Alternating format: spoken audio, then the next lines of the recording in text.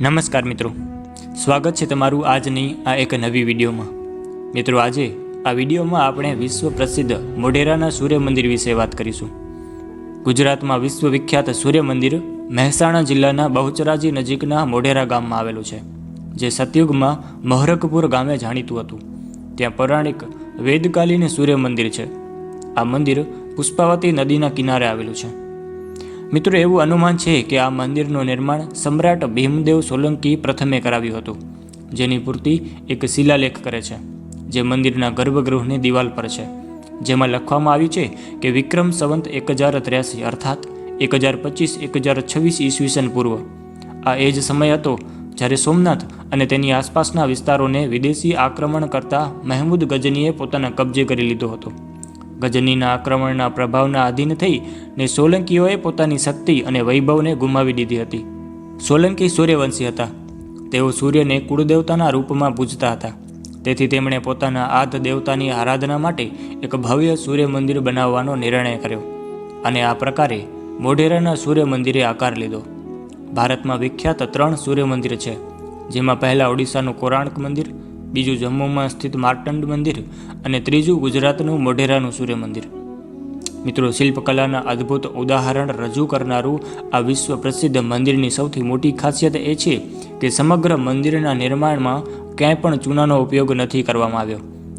ઈરાની શૈલીમાં નિર્મિત આ મંદિરને ભીમદેવે 2 ભાગમાં બનાવ્યું હતું।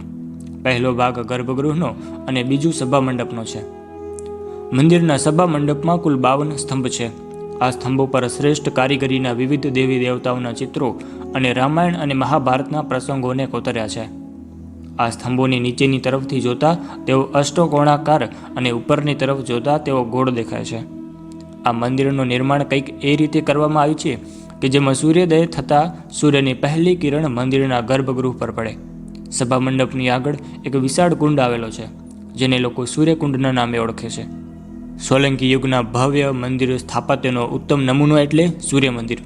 વર્તમાન સમયમાં આ મંદિર ખંડેર સ્વરૂપમાં છે, પરંતુ તેની ભવ્યતા હજુ સુધી અકબંધ છે। ગુજરાતની સ્થાપત્ય કળાનો એ ઉત્તમ નમૂનો છે।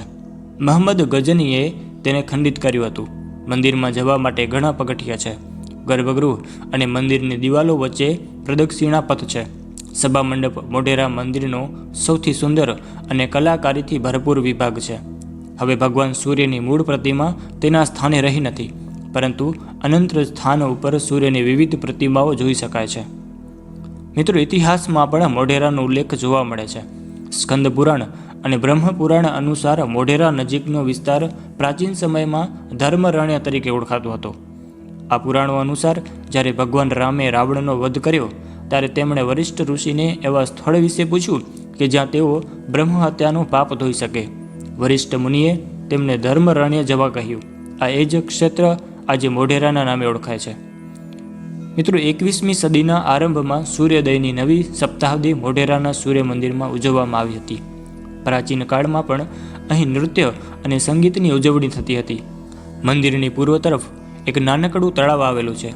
કાચા પથ્થરના નકશાથી તૈયાર થયેલું આ તળાવ પણ સોલંકી વંશના પૂર્વજો દ્વારા બાંધવામાં આવેલું છે। સૂર્ય મંદિરની સમાંતર રેખા ઉપર તળાવના મધ્ય ભાગમાં એક સ્થાપત્ય આવેલું છે, જેને સ્થાનિક રહેવાસીઓ રાવઠી હવા મહલ તરીકે ઓળખે છે। દંતકથા પ્રમાણે સોલંકી વંશના સૂર્યવંશી રાજા ભોળા ભીમદેવ આ મહેલમાં બિરાજમાન થઈને સૂર્યમૂર્તિના દર્શન કરતા હતા। મિત્રો, આ મંદિર તેની અદ્ભુત સ્થાપત્ય કલાને કારણે સહેલાણીઓ માટે હંમેશા આકર્ષણનું કેન્દ્ર બની રહ્યું છે। મોઢેરા સૂર્ય મંદિર એ પાટણથી 30 કિમી દૂર છે, મહેસાણાથી 40 કિમી દૂર છે, અમદાવાદથી આ મંદિર 100 કિમી દૂર છે। દેશ અને દુનિયાભરમાંથી વર્ષ દહાડે મોટી સંખ્યામાં શ્રદ્ધાળુઓ તેમજ ઐતિહાસિક સ્થળોના શોખીનો અહીં અવશ્ય આવે છે અને તેની સ્થાપત્ય કળાને જોઈને અચંબમાં પડી જાય છે। અમારું કહેવું એ છે કે જીવનમાં એક વખત આ મંદિર જોવા જેવું ખરું જ। તો મિત્રો, આ હતું મોઢેરાનું સૂર્ય મંદિરનો ઇતિહાસ। જો તમને આ વિડીયો પસંદ આવ્યો હોય તો લાઈક કરો, શેર કરો। આવા જ વિડીયો જોવા માટે આજે જ ઓનલી ફોર ગુજરાતી ચેનલને સબસ્ક્રાઈબ કરો। ધન્યવાદ।